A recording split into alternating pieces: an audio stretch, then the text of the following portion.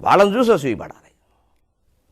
ఏమి స్థితి, ఏమి స్థితి, ఏమి రమణ మహర్షి, ఏమి కృష్ణమూర్తి గారు, ఏమి షిరిడీ సాయి, ఏమిటి అవతారాలు, ఇవి వాళ్ళకి ఏమి పట్టవా?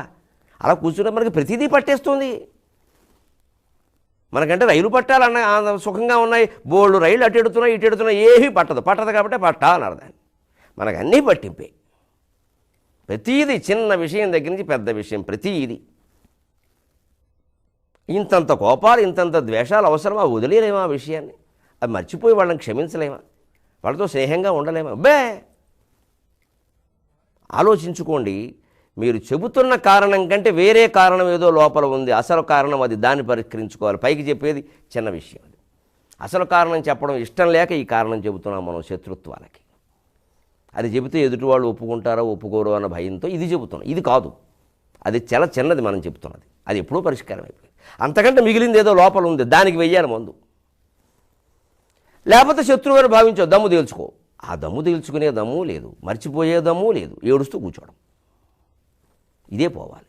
ఇది పోవాలంటే నారాయణ నామస్మరణ, నారాయణీ నామస్మరణ. శత్రువుల వారే మిత్రువుల వారే కానివాళ్ళు, భగవత్ స్వరూపం కానివాళ్ళు ఎవరు లేరు. అమ్మా నీతో నాకు శత్రుత్వం ఏమిటమ్మా, ఆవిడైనా ఆయనైనా నువ్వే కదమ్మా అని ఆ రూపంలో వాళ్ళని స్మరిస్తే అయిపోయినట్టే. వాళ్ళతో శత్రుత్వం ఇక మొత్తం జగత్తంతా మిత్రులే. మనము ధర్మరాజే అజాత శత్రువు. స్థేమవతి యతి మనస్సు. ఎందుకు కాగలిగారు వాళ్ళు? గుప్పెడు గుండెను పట్టుకోంబెకను, కొండలు తవ్వుతున్నాం, గనులు కొల్లగొడుతున్నాం, ఏం చేస్తున్నాం, జైళ్ళలో కూర్చున్నాం వెళ్ళి.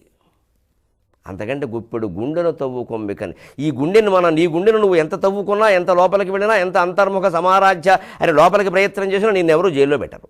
పైగా నీ దగ్గరికి అందరూ వస్తారు.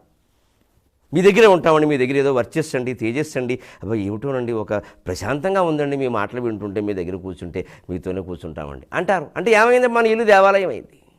ఇది స్థేమవతి యతి మనస్సు భూమవతి. ఈ భూమిత్వం సౌందర్యాతిశయానికి అర్థం, భావం, ప్రతీక. భావం భాగ్యం, ప్రాణం ప్రణవం అని శ్రీశ్రీ అన్నట్టుగా ఇది ఈ భూమి భూమవతి అనేది సౌందర్యాతిశయం. ఎంత సౌందర్యం, ఎంత అతిశయం! కంచి కామాక్షీదేవి చిత్రాన్ని చూశాక మరో మానవ స్త్రీ మనకు లోకంలో అందంగా కనపడుతుంది అసలు.